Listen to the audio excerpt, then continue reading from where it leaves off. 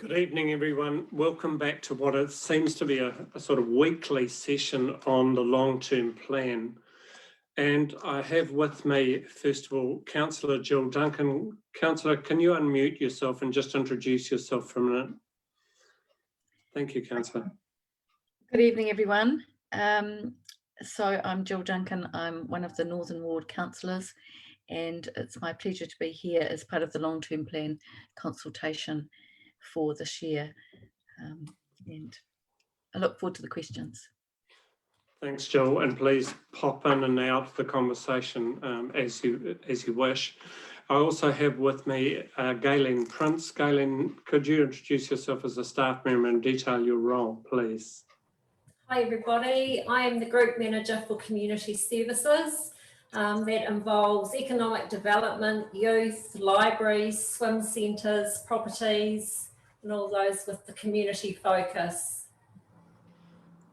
Galen, it's a real thrill to have you on air tonight because some of the things we'll be talking about are very much part of your domain. So thank you, especially as we'll be focusing tonight a little bit on the Taihape grandstand. I have an apology from Councillor Nigel Belsham, the Deputy Mayor, and I would suspect that we'll get other councillors that may well pop in and they can introduce themselves. Listen, an apology from me. It looks through the audio as though I'm continuing to look at my shoes. However, the way the cameras are set up in our council chambers, and for me to read the screens in front of me and my notes, it looks as though I'm downcast at the very least. Tonight's focus will be on the key choices that we face within the LTP.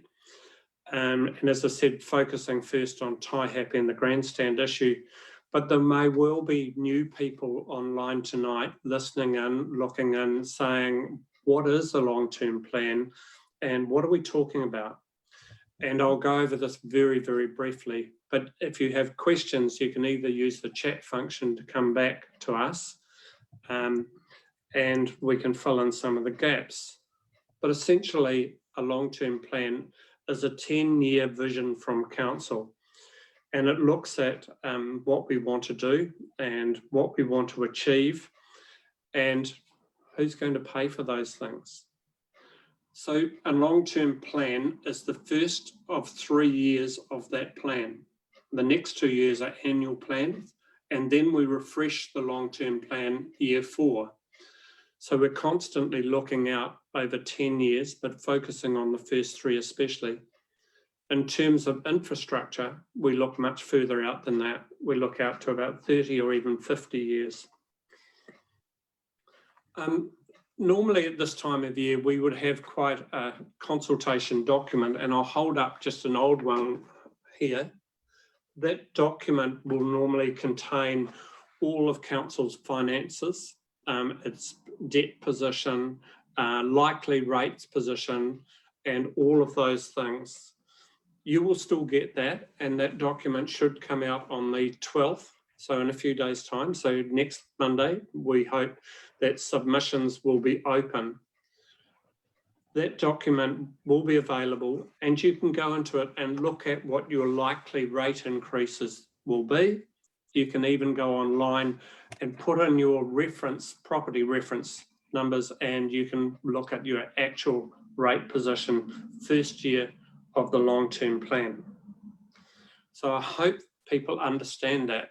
And I know that a number of you will be sitting there listening at what I really want to know is what's my rates going to be. So to preface the conversations, especially when we're talking about options later, it's important a little bit of understanding of that is there. So the average rate increase will be probably a smidgen under 7%. And it has to be formally adopted after an audit review. So that's the hold up. Having said it will be 7%, there'll be a wide variation, largely because of the revaluation of individual properties. So for instance, properties in the rural north have increased dramatically in capital value, as have urban properties in the south, so Martin Bulls, coastal properties. if all properties go up at the same valuation rate, it doesn't really change things much, but here we've seen differential changes. So we will have some properties that will have rates increases of up to 20%. They tend to be the exception. And we will have some properties, the exception, who face no rate increase whatsoever. Now, please, thank you for the number of people, by the way, that are listening in on this. So the Taihape Grandstand, this is one of the key decisions that we face throughout the first year of an LTP. So in the LTP document, there will be a series of these key decisions, and I'll come to them a little bit later in terms of the other key decisions. But this discussion really is about the grandstand and its future. I don't want to get us too tied up in what has previously been decided by council. In other words, a number of times people ask us to, in effect, relitigate previous council decisions that have been made. This long-term plan is very much one of looking forward and where to from here. So council has made a decision to build a new amenities block on Taihape Memorial Park. And there are a number of reasons why council made that decision, but it is a decision that has been made. So the first point from me is the grandstand is a totally separate project to the Memorial Park amenities build. Some of the key facts that we need to know to understand this is, first of all, the grandstand is earthquake prone. Earthquake prone legislation that has been introduced by government, it is a government direction, and essentially it means that when a building is deemed to be earthquake prone, for a private building, you have 15 years from the time that it's been deemed to be earthquake prone to when it needs to be either strengthened or demolished. What is an earthquake prone? It is a building that is under 34% of a new building cone. So I've had a question already come in tonight that says, has the LTP document been released? And unfortunately it hasn't, but it should be Monday. So we are waiting on that. It is a delay, but it doesn't change the submission length of period. It just sets us back a little bit. So it is a pity, but we are bound by audit. So going back to the grandstand, if we do nothing, essentially in 15 years, it means that we have to demolish the building or strengthen it. Initial estimates of the cost of strengthening that building were about $1 million. Now, that is before any detailed reports have been provided or further detailed reports are needed. So the question is, could that cost go up? The answer is yes. And that $1 million was an estimation, came from a local architect, Barry Copeland. So I'll stress that is an estimate, and any build would have to be signed off by council later. But council, as part of the long-term plan, has approved a budget of up to $1 million in the long-term plan. I've had a question coming in, when will the grandstand investigations carried out by the council be released to the public? We have not seen the seismic reports. No, we are still waiting as councillors and staff for some of these reports. So that's an ongoing process. We'll be waiting also on a number of other reports. There'll be people out there saying, could that budget be increased? I've talked to other communities because other communities are also part of the funder of the long-term plan. So anything that is done in Taihape has been serviced and paid for by ratepayers right across the region. And they've been asking me, could the budget be increased? Yes. In terms of process, a council can put some money as unbudgeted expenditure towards a project. However, if it was significant, it would need to be dealt with via way of an annual plan or long-term plan. So we've asked for the feedback as a key choice in the long-term plan on the basis of $1 million and cost to each ratepayer across the entire district. Now, when you're submitting on this, you can elect to submit in writing, you can elect to appear, you can submit as a group of people, but all of those people need to be named. So the process then is that councillors will listen and read all of those submissions, and councillors get to make their own decisions. That's democracy for you. Gayleen, are there any comments that you would like to make at this stage around the building as I've outlined? No, and I'll come to you in a minute, Jill. Gayleen. No, nothing further from me at the moment. Thanks, Andy. Right. Jill, I know that you're really keen to see this discussion occur, and thank you for your interest. Oh, thank you, Andy. I just thought it might be of value to give a little bit of background for the wider district. I know Taihape's very actively interested and involved in this whole discussion, but for the wider district who are also invested in what happens with this long-term plan, how did the grandstand become a key choice, for instance? And I know that the whole district is more interested in looking at our heritage buildings and with the build and potential build in the heritage buildings in Martin. I just thought it might be nice to sort of look at the background of how the grandstand now is there. Yeah, very good question, Jill. So we went out to a number of communities prior to formulating our draft long-term plan and said, what is of interest to you?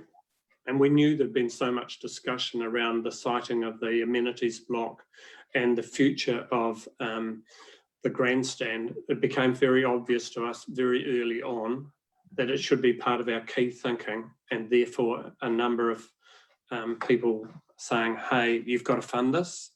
We realised that there's a strong group that says, yes, this is essential. There will also be people who say, no. So that's the process. Equally, a number of the other things that I'll discuss tonight were raised, for instance, the free Wi-Fi and CBDs of our principal towns, Martin, Bulls, Taihape. Those were things that came out of public feedback to us. So councillors got their crack at it, but also a number of community members and organisations were approached to say what needs to be in there.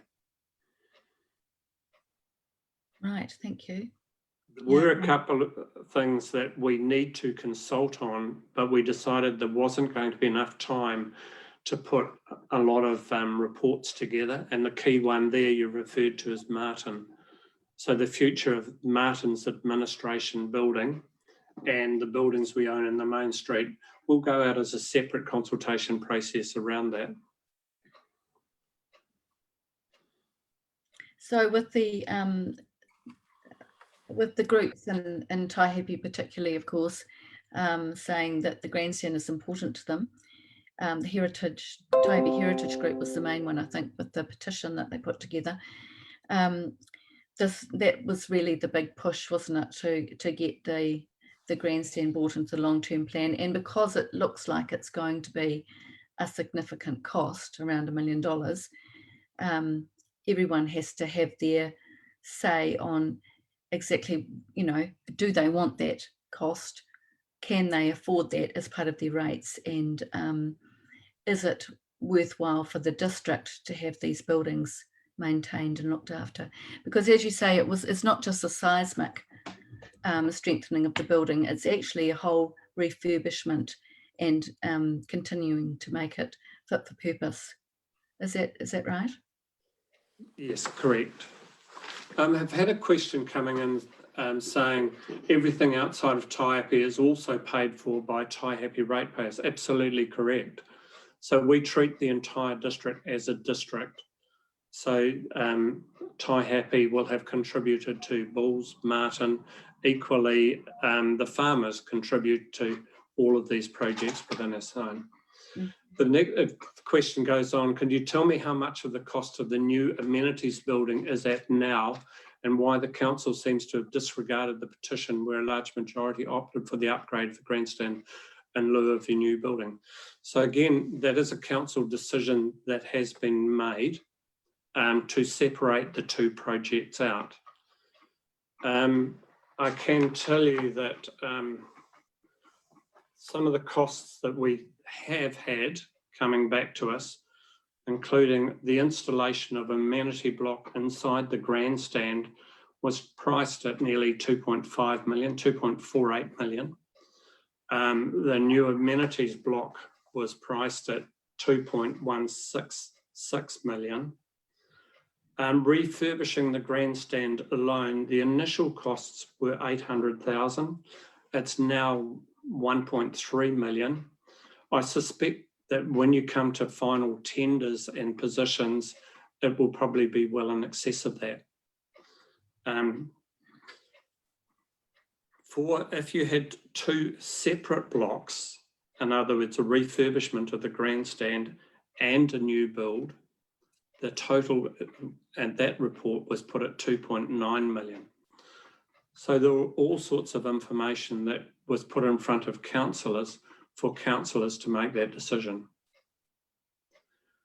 I've had a comment coming in saying, if the council makes a commitment, then surely the community will contribute to the grandstand. Yes, and the words to that effect within the long-term plan consultation document, that would be normally expected. And council has taken the view as a council decision to also engage a professional fundraiser for these types of activities. You know, if I think back to Bulls, the local fundraising went really, really well. But probably we missed out on some of the national funds that were semi-promised to us that were never quite delivered by various ministerial promises that you may or may not have been made, etc. So it's an area that we would look at very strongly in terms of fundraising to lower the pressure on the ratepayer base. So when we talk about the choices and key choices within the long-term plan, we go out on the basis of the consultation plan, having those costs already built into it. So if that's council's preferred position, and the council's preferred position is to refurbish, rebuild the grandstand, and it involves a little bit of upgrading because it would be probably a waste of money if we just tidied it up, strengthened it, but for instance did nothing about fire protection, etc. There'd be too much of a risk there. So there's a little bit of upgrade in that. And how much would that cost? It would put our estimates around $2.60 on every ratepayer in the district per year, because these things are funded as part of a long-term loan type structure. So that's how the funding would work. If we had to go back and say, well, unfortunately, it's more than that, then that would be a further council decision based on the most recent information we have. So when it was earlier talked about the seismic testing, we don't have that. But equally, we also don't know what money we could or could not get from organisations that are funded out of government, such as Heritage New Zealand. And I am going down to Wellington this week to have a conversation with the Heritage New Zealand board, which is it's fairly unusual for a council or mayor to be able to present to that board. Do you think they've invited you, Andy, so you can tell them the wonderful story of saving the heritage grandstand? Yes, yes, Jill, as you know, we had the senior people from Heritage New Zealand come up to our district for a day, and we looked at some of the heritage buildings right throughout our district, starting at Bulls, working our way further north, and so they were able to stand out on Memorial Park and take some photos. And of course, while we're there, we were saying, and how much would you help fund this? All of those avenues will be pursued if that's the council decision. So there is another comment there that you may have missed just above the question around the commitment with the community then contributing to the grandstand. I don't know, have you seen that one? Then you should be making time on this issue. It's of the utmost importance to the citizens and ratepayers of our town, absolutely. So I have said that I will go and speak to any group or listen to any group. And of course, any group can come and submit as a group to council. And we should be in possession of far more of the information and facts around this. Thanks, Jill. Pleasure. And listen, I admire you as a councillor and your fellow councillors that have brought this to council's attention. So thank you. Galen, sorry, go ahead, Jill, and I'll come back to Galen in a minute. Sorry, Galen. So just on that note, I hope I haven't lost my train of thought. With the consultation opening in the following week, this coming week, and the document being out, obviously it's great for people to know that apart from yourself, Andy, and the fact that you've made yourself so available, the 3 Northern Ward councillors are also very available. I mean, I would love people to contact me if they'd like to. Yeah, absolutely. And listen, I congratulate the councillors that are here tonight, but councillors that may be listening in online, as I suspect there may be several of them doing that.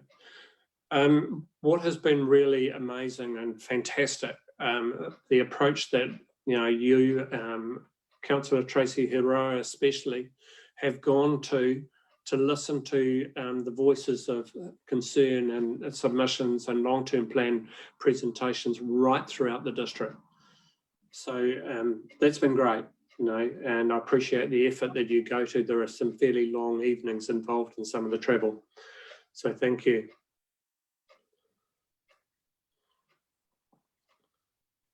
Galen, in terms of how this project would be managed, can you tell us something about how council has now been set up with specific project managers to ensure a far more robust process in terms of managing these major events? Yes, so about 6 months ago, council employed some project managers, and we've assigned a project manager to this particular project. And Gabriella's been working really hard. She's asked for reports on like the seismic, the geotech assessments and all those kinds of things. And then they gather them together and they will present all the findings to the council.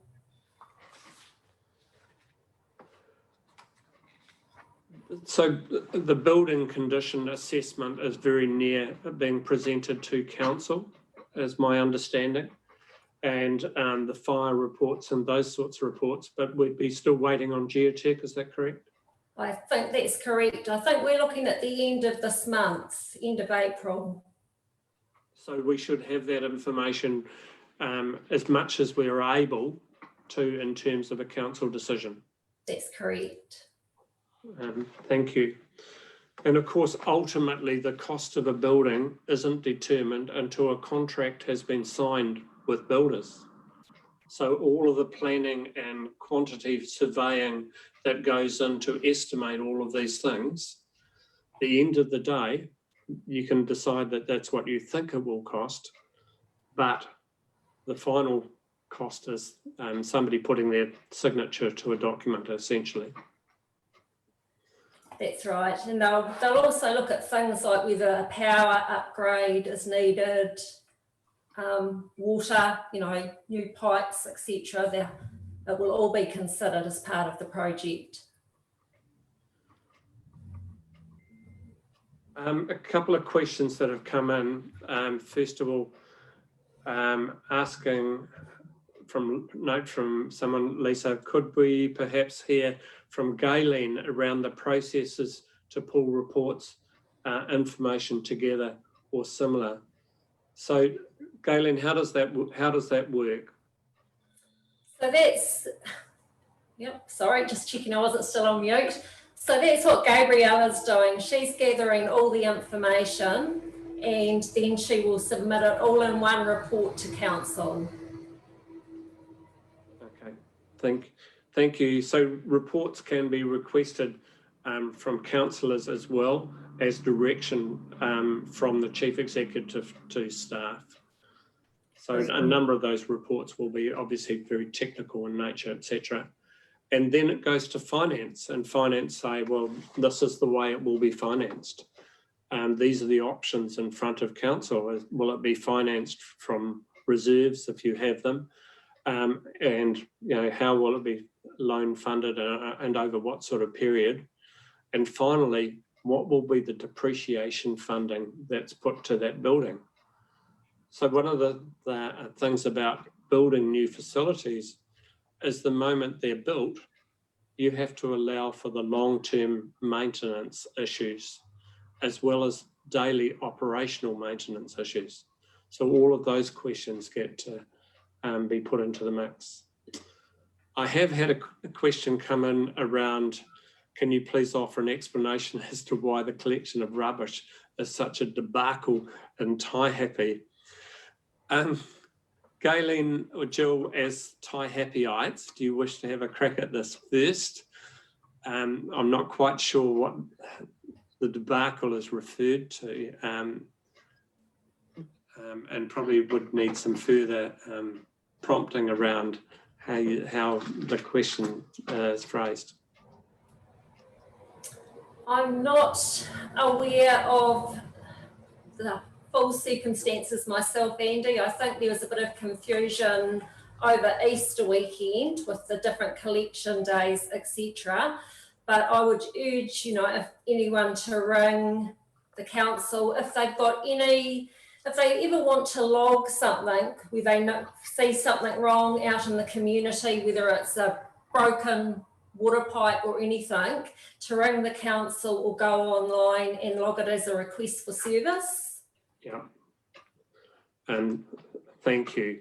And if that request for service isn't dealt with satisfactorily, you can go back to one of the councillors, or you can contact me or contact the Chief Executive and say, look, I've been through the process, it's still not happening. But that's probably a conversation with regard to the rubbish that we may need to have offline so we understand exactly what you're saying. The questions come in, say, will the project manager also reach out to interested parties? My answer to that, my expectation would be yes. But I'd also stress that you need to make yourself known by way of submission. So we can't assume that we know all of the interested parties with regard to these sorts of things. So make yourself known to councillors, or make yourself known to myself, and certainly use the submission process to be able to state your case. So can I just jump in there, Andy? Sure. So that just brings up that whole submission process again, which is a challenge for a lot of people, but the council's tried really hard to make it as simple as possible. There will be an online version, of course, option through the web page, through our website, but also you can go into the offices and make a submission, a written submission, or ask for help, assistance there. And of course, once again, you can ask your councillors, any councillors, to help you with that one. I think I'd like to just really back that up, what Andrew said about make a submission. I think that's really, really important. That underlies everything here, because council will make its decisions on what you tell us. Yeah. So yeah, get involved. Thank you. There's been a comment made on the chat function. Great to hear that you appreciate the mahi that Jill and Tracy, for instance, have put into this on behalf of council and Taihape. Look, it's don't forget Angus. He's been involved in these sorts of projects and what will happen in Memorial Park for a long time. And you know, previous councillor Ruth Rainey also had real interest in what will happen in Taihape. So very much it is something that has been looked at and dealt with over a period of time. Perhaps I could have a go at this question from Linda. I mean, she's just backed up what we asked before. Yeah, you can answer it. Yeah, I see the question. Yeah. Well, it is a huge concern, of course, when your rubbish isn't being collected. And I think this began almost 14 months ago, before Christmas, when one of our providers decided they weren't going to supply rubbish bags anymore, and then we had to have 2 providers. So that was actually going to be addressed by trying to find a new provider to cover the whole area. I don't know where that's got to, Linda, but I am happy to try and chase that up. But it was because of that, because we needed another provider to provide collection of bags, especially on Taihape Hill, because it was just too difficult for a lot of them to use the wheelie bins. But I think the other thing that is a trick here is the communication. Taihape people find it very difficult to find out when the collection is going to be. So that's something else we have to look at. Yeah, thank you, Jill. And excuse me. And I'll leave you to bring that to people's attention in terms of the communication around times of collection. But yes, you're absolutely right. Essentially, we had to have someone from Martin as a contractor step in and fill a breach because other rubbish bags would not have been collected. And council had to subsidise that process. I'm not sure if that subsidising process is still in operation, to be honest. So it has sort of prompted me to do a little bit of checking on that. I'm going to talk for a moment about some of the other key choices in the long-term plan. So there's several of them. As I indicated earlier, one of them is to provide free Wi-Fi in our CBDs. What would that mean to council's finances? First of all, it would increase our debt by about $50,000. It would cost $2.60 per household per year. And I know that when we say free Wi-Fi and then we talk about the cost to ratepayers, nothing is completely free. Next one, event sponsorship. So we have a sponsorship fund that people can apply to, and the current event sponsorship fund is limited to $25,000 a year, which is not much in terms of where our neighbour councillors stack up. So we're looking at the potential to increase that to $50,000 a year. So the question on your minds may well be, who gets that money? So it might be organisations like the Shimozel or Gumboot Day or harvest festivals. All of those people can apply to that fund. So that comes at a cost of $3.20 odd per year. As I said, the grandstand would come at about $2.60 per year and obviously ongoing. We're also looking at increasing the amount of money that we spend on economic development. So our current budget in this space is about $200,000 a year. And we're looking at investing another $170,000 on top of that. It has a very slightly higher cost year one of just over $22, dropping to $15.70, I think it is, per year thereafter. So setting things up always tends to cost a little bit more year one. So those are other decisions that we're asking for feedback on. In the document, there's something about LGFA, and people say, what the heck is that? So it's a local government funding agency, and we can borrow money from this agency cheaper than we can borrow it from banks, essentially. But to become a member, because it comes with some responsibilities, we're required to consult in the documents. And I'd note that council is one of, I think, only about 10 or 11 councils in the country that are not members. So there are some very wealthy councils that don't need to borrow money. We're not in that space. We'll be borrowing a considerable amount of money. A question coming in from Jimmy, what is the long-term plan? What is the long-term plan regarding the sewer pump station at Papakai Park and the horrendously expensive temporary solution of 4 concrete holding tanks? Yeah, good question. That's not so much of a long-term plan question because a whole series of council decisions have already been made in this. So a lot of money has been spent designing new pumping stations. The water tanks that are there obviously don't hold water. They're there to hold overflow sewage. And once the new pumping station is commissioned and in place, some of those will be removed.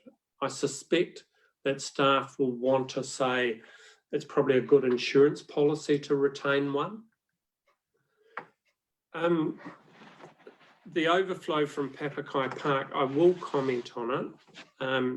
First of all, it is unfortunate, and especially we, along with iwi, respect the why and the need for water purity in our streams. We also legislated, and we get fined, obviously, if we don't maintain that position. So there was an overflow pipe from that pump station, and I suspect that had been overflowing for years. And as Papakai Park got recently tidied up, and a huge voted thanks to the number of people, you know, Matt Thomas and Joe Coogan and all the other people that have been involved in these projects. Yeah, absolute hats off to them. So we became more aware, or became aware for the first time, of an ongoing problem. Council staff thought that they had it solved, you know, and they spent quite a bit of time and money on that investigation. We had subsequently another overflow. The number of people that come to me and say, this could have been fixed so easily, just put a cap on the end of the pipe. Well, unfortunately, if you did that and you had sewage back up, it has to come out somewhere. That's why you have an overflow pipe. And so what if you'd bunged it up, in essence, what could have happened was one of two things. It either pops a sewer main lid on a main street and you get raw sewage flowing down the hill and down the street and then into the river, or even worse, it literally can back up through someone's toilet and you get a house full of raw sewage. So obviously none of those things are ideal. It is an expensive solution and that we're putting in place, and a lot of time and effort have gone to correct it. Hopefully we've got it sorted. But ultimately, we could spend tens of millions of dollars, and each one of those decisions still comes with a potential risk. But good question. Thank you, Jimmy. I think the good news around that is that staff are very confident that they've got it covered at this stage. We've had a couple of big weather events with a lot of stormwater which seems to sort of trigger the whole events.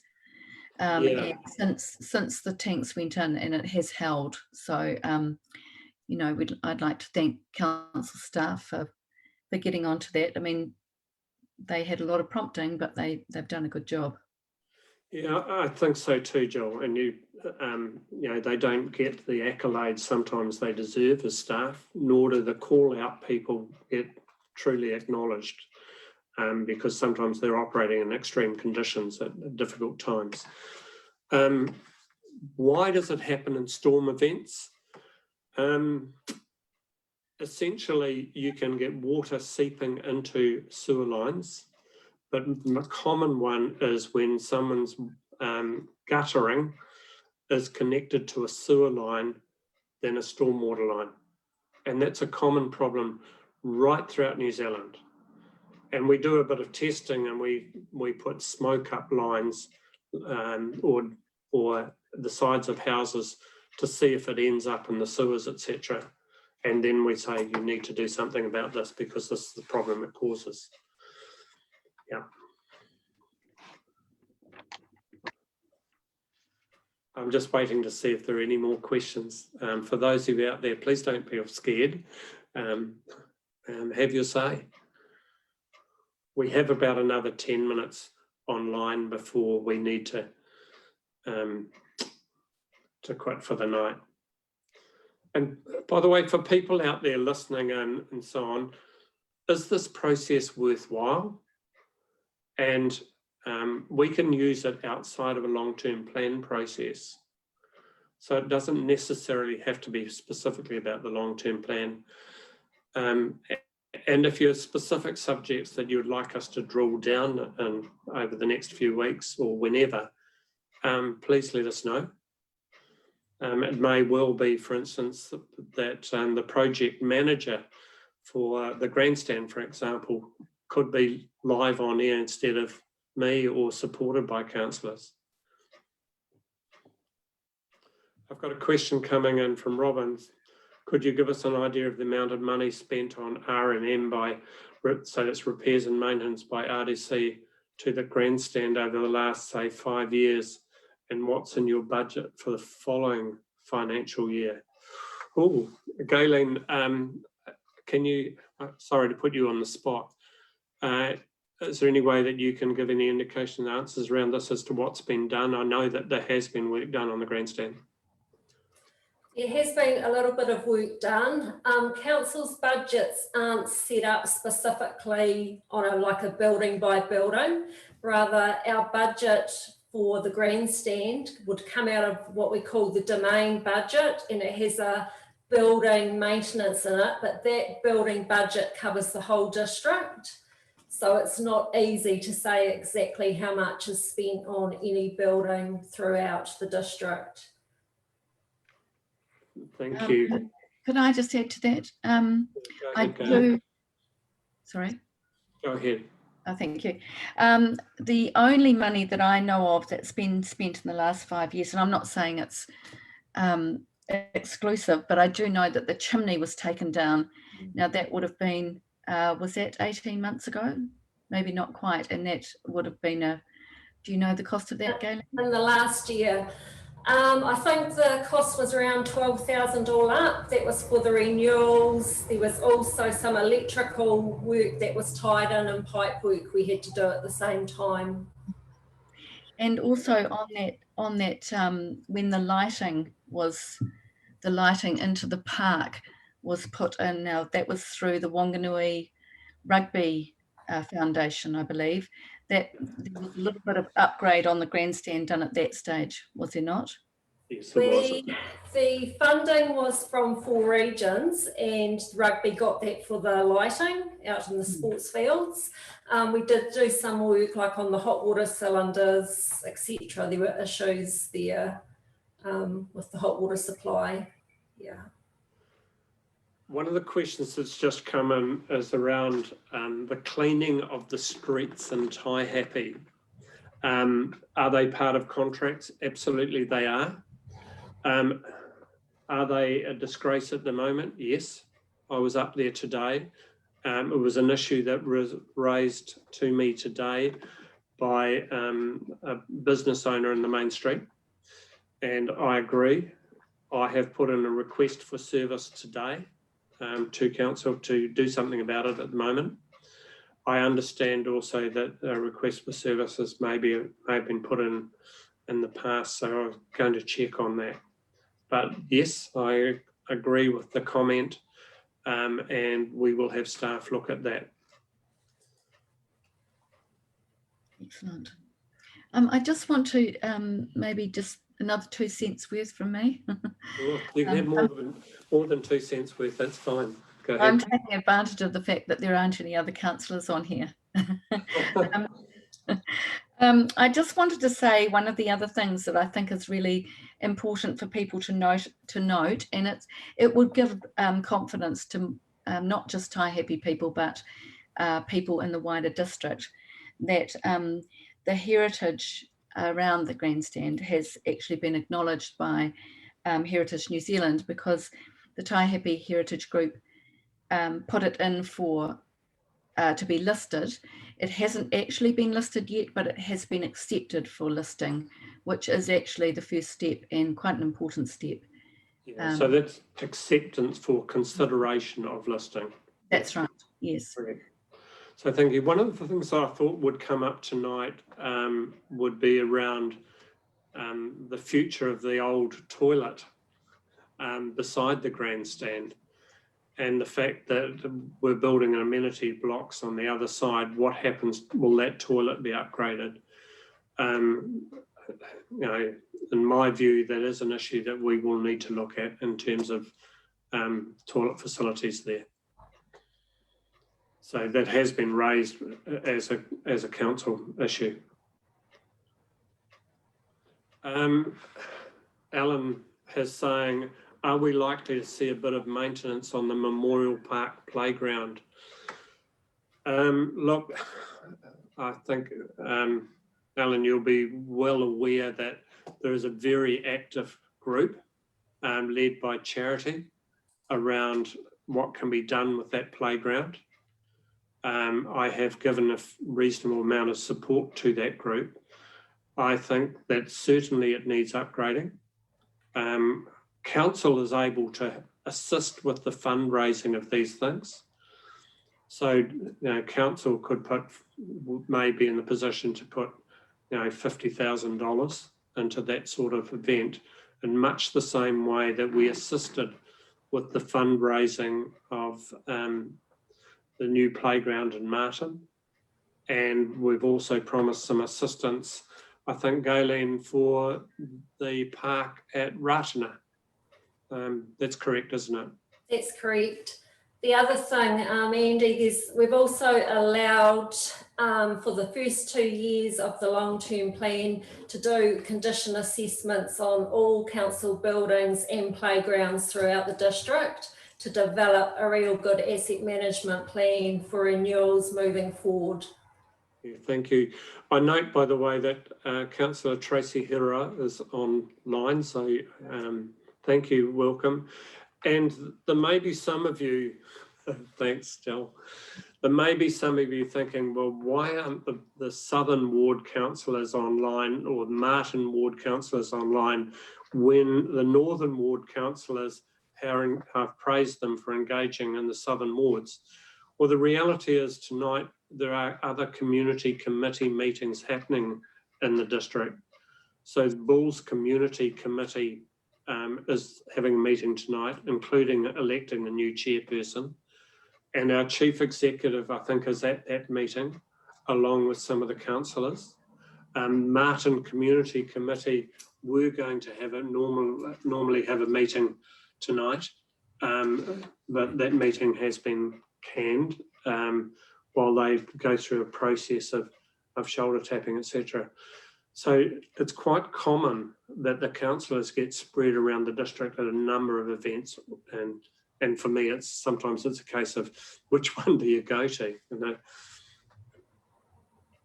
I note there's been several people saying, hey, look, appreciate that council is getting into the business of live streaming council meetings. It's the general wish of not only myself, but councillors to be as transparent as we possibly can. There are, excuse me, there are some councils that take pride in being able to handle their council agendas in 20 minutes. You know, they workshop things and council becomes a rubber stamping operation.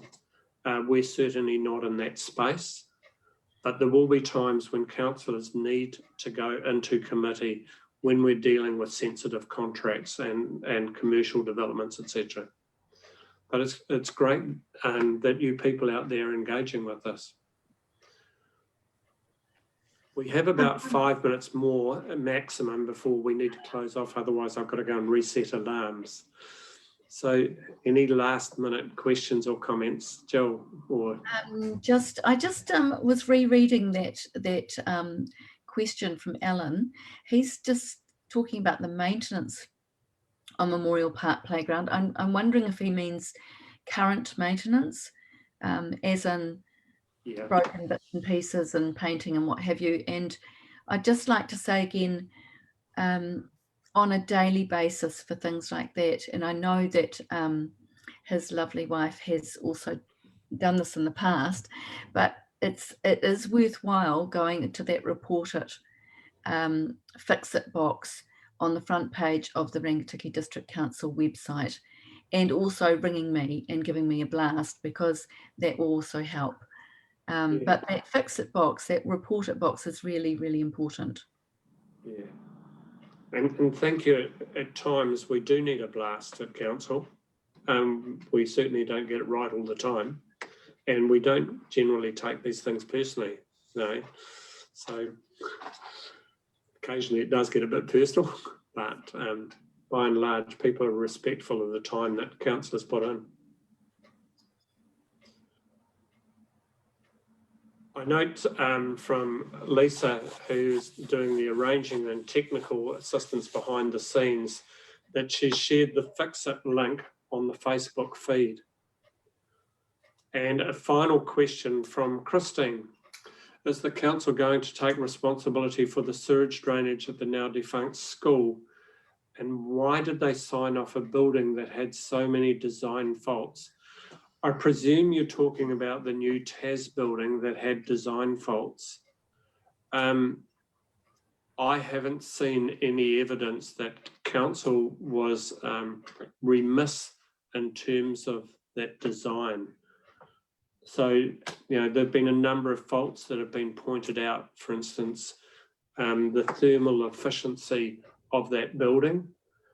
It may well comply with council regulations, but it could still be a poorly designed building. So I'm not sure that, and certainly it's never been levelled to me that the council had acted improperly in terms of the consent process for that building. Well, certainly not that I'm aware of. And yes, there will be a very expensive and embarrassing rebuild faced by the ministry. Look, I need to sign off now. Jill, Tracy, thank you for joining us.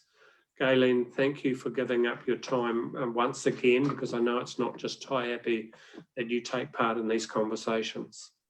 I thank Lisa and I thank Karen, who's sitting just, I should swivel the camera around so you could see her. She's frowning at me. For staff members that are giving up their time to make these sorts of communications possible. Hopefully everybody had a great Easter weekend, and we'll sign off for the night. Cheers.